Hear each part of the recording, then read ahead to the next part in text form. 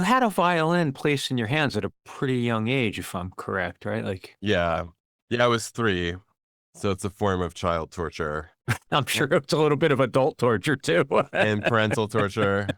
Yeah. Violin's just like a brutal, brutal instrument. And, it's almost sport to stay kind of physically capable of doing all that it affords, particularly if you're going to try and be a classical soloist.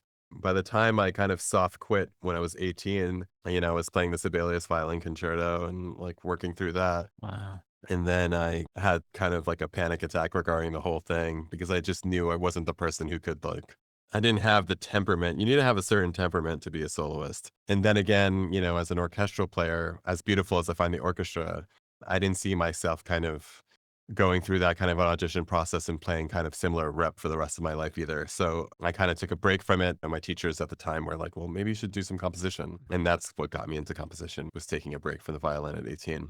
What was the evolution of your relationship with the instrument? Like, you had this sort of experience at 18 of you said soft quit.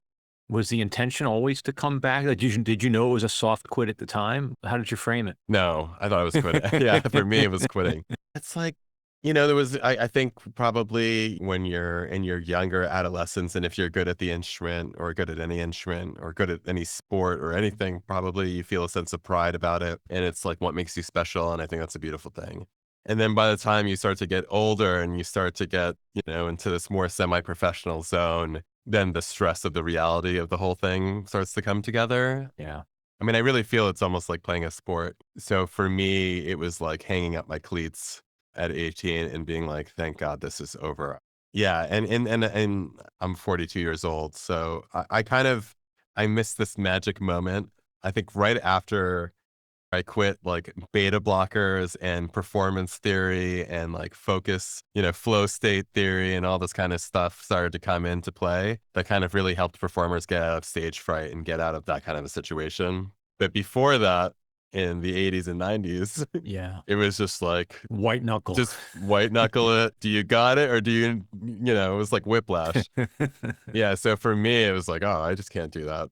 Like, that's just crazy. So yeah, you hang up your cleats and it's like a sad affair. And then I did composition and I started to feel, just for me, it was like learning something new. And even though I was in college for it, I just had a really good understanding of theory and ear training and all this stuff from the violin and repertoire.